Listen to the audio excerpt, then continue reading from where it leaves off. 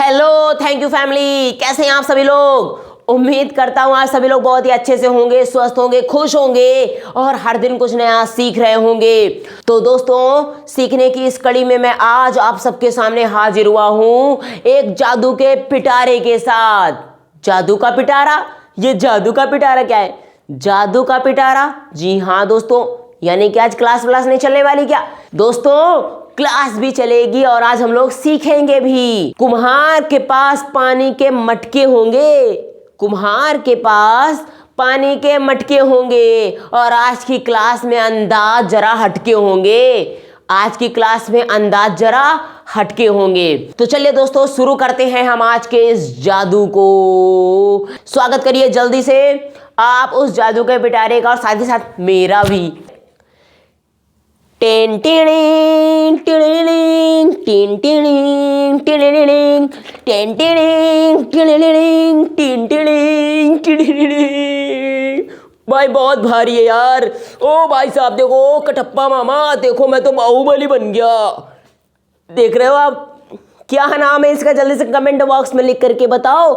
मैं ही बाहुबली बन गया आज तो। देखा, पावर बाहुबली। ओ भाई, इसका नाम क्या है दोस्तों? जल्दी से बताओ। आप दोनों तरफ देख लो, इसका नाम जल्दी से देखना है। भाई भारी बहुत है। अब ये ना पूछ लेना कितने किलो का वजन है, मुझे नहीं पता। जरा इसको देखो यार, ये मत देखना, इसका नाम नहीं पूछ रहा हूँ। ये क्या है? ये तो देसी जुगाड़ है। जब अपने पास एडिसिव टेप नहीं होता ना, तो देसी जुगाड़ यही किया जाता है। तो दोस्तों, इसका नाम क्या है? कमेंट बॉक्स में लिख के बताना है। और आपको ये भी बताना है कि ये भाई साहब जिनके आधार पर मैं बाहुबली बन गया हूँ, ये किस सिद्धांत पर काम करता है? आपको इसका, थोड़ा रुक जाओ यार, आपको इसके बारे में आज समझाएंगे। ओह, बहुत भारी था। थोड़ा हल्का हो जाते थोड़ी देर के लिए। हल्के होने की क्या जरूरत है? ये गुरुवर वैसे भी चिल्ला करके अपनी एनर्जी बर्बाद करते रहते हैं, तो चलो इनकी एनर्जी ऐसे ही उठा लेते हैं।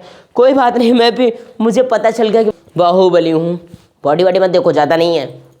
बॉडी वॉडी देखने की जरूरत नहीं है, थोड़ा बहुत चलता है। तो दोस्तों, कैसा लगा आपको ये जादू का पिटारा? और आप मुझे अब ये बताइए कि ये जादू का पिटारा, अरे यार जादू का पिटारा नहीं, ये विद्युत मोटर कहलाती है। और ये विद्युत मोटर किस सिद्धांत पर काम करती है और होती क्या है, इसके बारे में आज हम लोग संपूर्ण चर्चा करने वाले हैं। क्या शुद्ध हिंदी बोल दिया मैंने। तो चलिए वीडियो को स्टार्ट करते हैं। दोस्तों, आज हम लोग जिस टॉपिक की चर्चा करने वाले हैं उसका नाम है विद्युत मोटर, यानी कि इलेक्ट्रिक मोटर। ये टॉपिक दोस्तों क्लास 10th के पॉइंट ऑफ व्यू से बहुत ही ज्यादा इंपॉर्टेंट है दोस्तों, इसलिए क्लास 10th के स्टूडेंट्स तक आप इस वीडियो को शेयर जरूर कर दीजिए। और अगर आप ऐसे भी इसको सीखने के लिए आए हैं, थंबनेल देख करके या फिर वीडियो का इंट्रो देख करके अगर आप इसको सीखने के लिए आए हैं, तो भी मैं आपको निराश नहीं करूंगा। आपको इसको विजुअली मैं आपको समझाने की कोशिश करता हूं। टोटल विजुअल नहीं होगा, बट मैं आपको थोड़ा सा, आप अपनी इमेजिनेशन का यूज करेंगे और मैं आपको समझाने के लिए कई एग्जांपल्स का यूज करूंगा और आप यकीन मानिए इसको सीख करके जाएंगे। तो चलिए समझते हैं ये किस सिद्धांत पर काम करता है। पहले ये जानते हैं कि विद्युत मोटर होती क्या है। Electric motor is such a device that converts electric energy into mechanical energy, यानी कि विद्युत मोटर एक ऐसी डिवाइस है, एक ऐसा यंत्र है जो विद्युत ऊर्जा को यांत्रिक ऊर्जा में बदल देता है। आपने ऊर्जा संरक्षण के लिए में यही पढ़ा होगा ना कि ऊर्जा को ना तो उत्पन्न किया जा सकता है और ना ही नष्ट किया जा सकता है। Energy can neither be created not destroyed, it only can be transformed from one form to another. दोस्तों, बिगिनिंग में आपने अभी जिस वीडियो को देखा, जिस डिवाइस को देखा, उसका नाम था विद्युत मोटर, यानी कि इलेक्ट्रिक मोटर। और दोस्तों, अब हम लोग पूरे इस वीडियो में डिटेल में समझने वाले हैं कि ये विद्युत मोटर या फिर इसी के जैसी कोई दूसरी भी विद्युत मोटर है, वो किस तरीके से काम करती है, उसकी बनावट कैसी होती है, उसमें विद्युत धारा का प्रवाह फ्लेमिंग के कौन से नियम से होता है। सबसे पहले हम ये जानते हैं कि विद्युत मोटर यानी कि इलेक्ट्रिक मोटर होती क्या है। तो दोस्तों, विद्युत मोटर एक ऐसी डिवाइस है, एक ऐसा यंत्र है जो विद्युत ऊर्जा को यांत्रिक ऊर्जा में बदलता है। क्या कहा मैंने? Electric motor is such a device that converts electric energy into mechanical energy. अब आप सोच रहे होंगे कि ये विद्युत ऊर्जा तो समझ में आ रही है बात, ये यांत्रिक ऊर्जा यानी कि मैकेनिकल ऊर्जा ये क्या होती है? चलिए आपको समझाता हूं। दोस्तों, यांत्रिक ऊर्जा किसी भी मशीन की ऊर्जा होती है, किसी भी डिवाइस में, किसी मशीन में उस मशीन के कारण जो ऊर्जा होती है वो कहलाती है उसकी यांत्रिक ऊर्जा। किसी भी डिवाइस की यांत्रिक ऊर्जा यानी कि मैकेनिकल ऊर्जा वो क्या होती है? किसी भी डिवाइस की यांत्रिक ऊर्जा उस डिवाइस की गतिज ऊर्जा और उसकी स्थितिज ऊर्जा का सम यानी कि उसका योग होती है। मतलब कहने का कि अगर हमें यांत्रिक ऊर्जा के बारे में पता करना है तो जिस डिवाइस के बारे में हमें जानना है कि उसकी यांत्रिक ऊर्जा यानी उसकी मैकेनिकल ऊर्जा क्या होगी, तो आपको पहले उस मशीन की, उस डिवाइस की गतिज ऊर्जा पता कर लेनी है और उसकी स्थितिज ऊर्जा पता कर लेनी है और उनको जोड़ देना है। जो योगफल आएगा वही आपकी यांत्रिक ऊर्जा जूल में आ जाएगी। अब दोस्तों समझते हैं, अब एक क्वेश्चन राइज हो रहा मन में कि चलिए सर यांत्रिक ऊर्जा तो क्लियर हो गया, अब बताइए कि ये गतिज ऊर्जा क्या बला है। आपने बेसिक में पढ़ा होगा, लेकिन नहीं पढ़ा तो एक बार मैं आपको मोटे तौर पे समझा देता हूं। किसी भी वस्तु में उसकी गति के कारण जो ऊर्जा होती है उसे हम कहते हैं उस वस्तु की गतिज ऊर्जा यानी कि काइनेटिक एनर्जी। और किसी भी वस्तु में उसकी स्थिति, उसकी पोजीशन की वजह से जो ऊर्जा होती है उसे बोलते हैं स्थितिज ऊर्जा यानी कि पोटेंशियल एनर्जी। आप बात समझ पा रहे होंगे? यानी कि अगर हम काइनेटिक एनर्जी और पोटेंशियल एनर्जी को ऐड कर दें तो हमें जो सम प्राप्त होता है वही कहलाती है यांत्रिक ऊर्जा। तो मैंने इस विद्युत मोटर वाले में क्या कहा कि विद्युत मोटर एक ऐसा यंत्र है, एक ऐसी डिवाइस है जो इलेक्ट्रिक ऊर्जा को, विद्युत ऊर्जा को मैकेनिकल ऊर्जा में यानी कि यांत्रिक ऊर्जा में कन्वर्ट करता है। तो चलिए दोस्तों, आप जरा एक नजर डालिए इस वाले यंत्र पर। आप देखिए ये एक्चुअल में ये इंटरनल फंक्शनिंग मैंने बताई है। किसी भी मोटर का जो इंटरनल स्ट्रक्चर होता है वो कुछ ऐसा ही होता है। किसी भी विद्युत मोटर का जो 3 डायमेंशनल चित्र होता है वो कुछ इस तरीके का होता है। किसी भी विद्युत मोटर की बनावट में 4 चीजें सबसे महत्वपूर्ण भूमिका निभाती हैं। वो 4 चीजें क्या हैं, चलिए समझते हैं। पहला होता है आर्मेचर। अब दोस्तों ये आर्मेचर होता क्या है? आर्मेचर आप इस चित्र में देख सकते होंगे। आर्मेचर एक आयताकार कुंडली होती है। कुंडली मतलब कॉइल, कुंडली समझ गए? कॉइल, जैसे मान लीजिए इसमें एक हम कॉइल लपेटते जाते हैं तो कुंडली बन जाती है।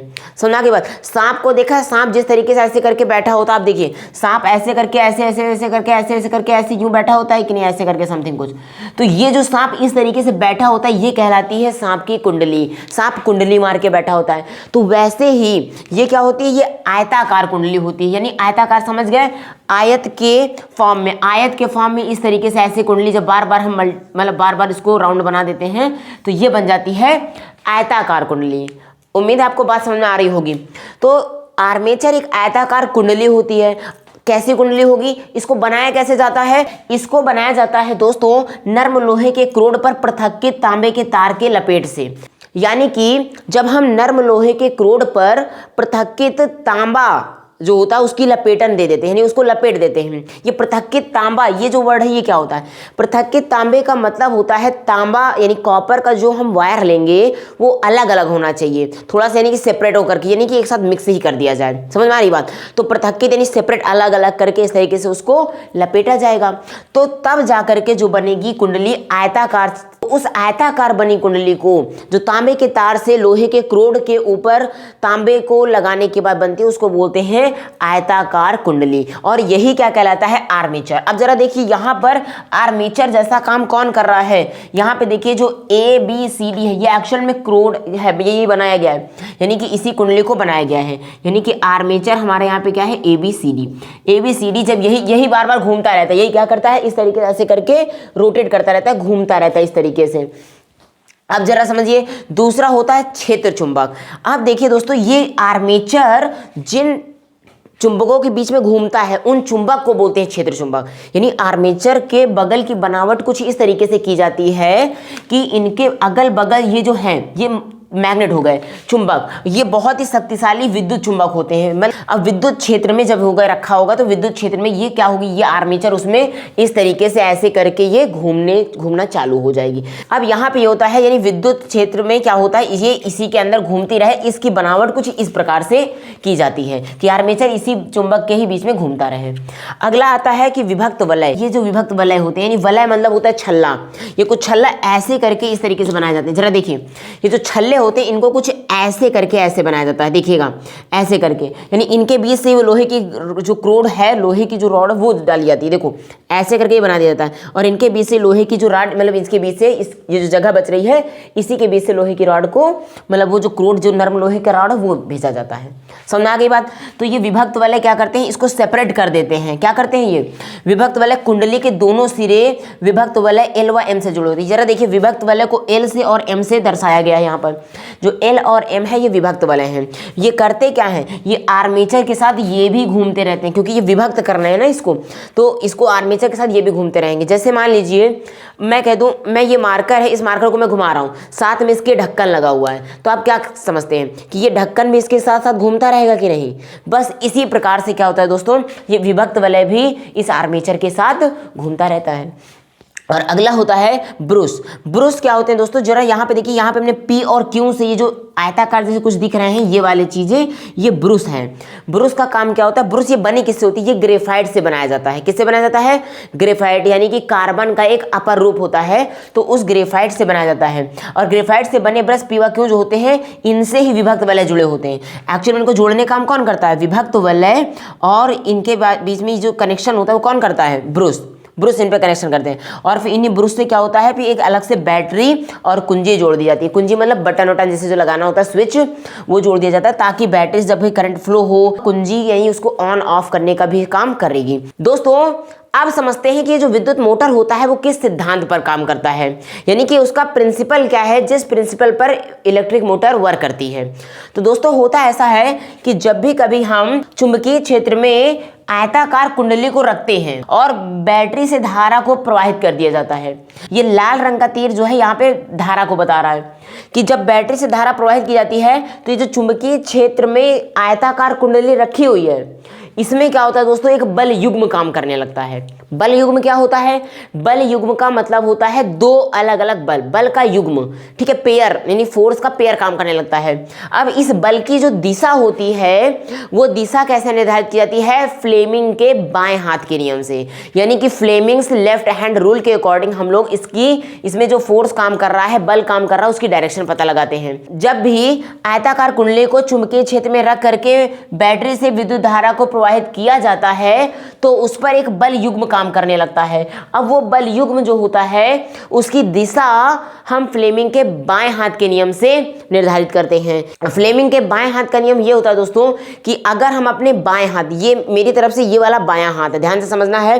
अब आप अपनी तरफ से लेफ्ट हैंड जो भी है उसको ध्यान से समझ लीजिए कि ये जो बायां हाथ होता है, अगर हम अपने बाएं हाथ की इन उंगलियों को, अंगूठा, तर्जनी उंगली और मध्यमा उंगली, इसको इंग्लिश में बोलते हैं thumb, index finger and middle finger, अगर हम इनको क्या करते हैं दोस्तों, ध्यान से आपको समझना इधर, जब हम इनको क्या करते हैं एक दूसरे के लंबवत, लंबवत का मतलब 90 अंश, जरा ध्यान समझना, इनको एक दूसरे के लंबवत रखने का मतलब होता है कि कुछ इस तरीके से रखा जाए, ये 90 अंश इधर से बने, ये 90 अंश ऐसे बने और ये 90 अंश कुछ ऐसे बने, यानी ये भी 90 अंश, ये भी 90 अंश और ये भी 90 अंश हो। तो जरा ध्यान समझना है कि अगर हम अपनी इस वाली उंगली को सीधे ऐसे रख देते हैं और ये इसमें, तो आपको 90 अंश समझ में आ रहा होगा, ये 90 अंश हो गए। अब इसको 90 अंश के लिए क्या करते हैं, इसको सामने ऐसे कर देते हैं, यानी ये देखो ये इधर की तरफ इशारा कर रही है, आपकी तरफ, ध्यान समझना, ये इधर की ओर जा रही है, ये ऊपर की ओर जा रही है, तो ये इधर की ओर जा रही है। पहले इनको रखना सीखो लंबवत, लंबवत ऐसे रखा जाता है, इस तरीके से लंबवत हो, क्योंकि देखो अब इससे इसके बीच में कोण 90 अंश का बन गया, इनके बीच में 90 अंश का कोण बन गया।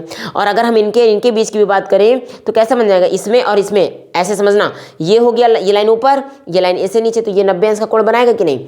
तो इस तरीके से, यानी जब हम अपनी अंगूठे को, तर्जनी उंगली को और मध्यमा उंगली को एक दूसरे के लंबवत रखते हैं, और ये जो तर्जनी उंगली है, इंडेक्स फिंगर, ये बताती है कि चुंबकीय क्षेत्र की दिशा B जो है वो इस तरफ है और धारा की दिशा इधर की ओर है, सामने की ओर, एक दिशा इधर जा रही है, एक दिशा इधर, ये कौन सा है, B, ठीक है, ध्यान समझना, चुंबकीय क्षेत्र B की दिशा ये हो जाती है, ठीक है, और धारा I की दिशा ये हो जाती है, तो ऑब्वियसली कह दिया गया फोर्स की दिशा अंगूठा वाला लाइन होगा। ध्यान समझना, ये फ्लेमिंग के बाएं हाथ का नियम होता है। अगर हम अपने बाएं हाथ के अंगूठे, तर्जनी उंगली और मध्यमा को एक दूसरे के लंबवत रखते हैं और तर्जनी उंगली अगर चुंबकीय क्षेत्र की दिशा B को बताती है और जो मध्यमा उंगली है वो धारा आई को बताती है, तो आपको आंख बंद करके समझ लेना होगा कि जो ऊपर अंगूठा है, अंगूठा चुंबकीय क्षेत्र में लगने वाले बल को बताएगा, यानी बल की दिशा जो हो जाएगी वो ऊपर की ओर हो जाएगी। अब दोस्तों अब हम बात करते हैं क्रियाविधि की, यानी इसकी वर्किंग क्या होती है। आपने अभी सीख लिया कि फ्लेमिंग के बाएं हाथ का नियम क्या होता है। आप समझते हैं ये वर्क कैसे करता है, काम कैसे करता है। तो दोस्तों जब भी बैटरी से, ध्यान से समझना है, जब बैटरी से धारा को प्रवाहित किया जाता है तो एक्चुअल में ये सिस्टम आपको दिख रहा होगा कि ऊपर से ऐसा है, लेकिन ऐसा नहीं दोस्तों, ये सिस्टम कुछ ऐसा रखा हुआ है। जैसे आप देखिए किताब रखी हुई है, तो इस किताब के अकॉर्डिंग ये सिस्टम कुछ ऐसा रखा हुआ है। ध्यान से समझना कि जब धारा को प्रवाहित किया जाता है तो धारा ऐसे करके इसमें जाती है, तो ये चुंबकीय क्षेत्र में ऐसे की ओर जा रही है, ठीक है। तो इसमें क्या होने लगता है, धारा इधर जा रही है, इसमें फ्लेमिंग के बाएं हाथ के नियम से बल की दिशा क्या हो जाती है, नीचे की ओर। बल की दिशा इसमें नीचे की ओर हो जाती है।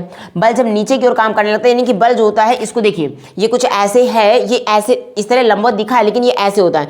तो इसमें जो होता है दोस्तों, फ्लेमिंग के बाएं हाथ के नियम से बल जो होता है इसमें नीचे की ओर काम करने लगता है। यानी जब बल जो होता है, देखो जब नीचे की ओर काम करेगा बल, तो ये एक्चुअल में ये ऐसे होने लगेगी कि इसमें बल युग्म काम करता है। एक साथ विपरीत दिशा में बल काम करते हैं।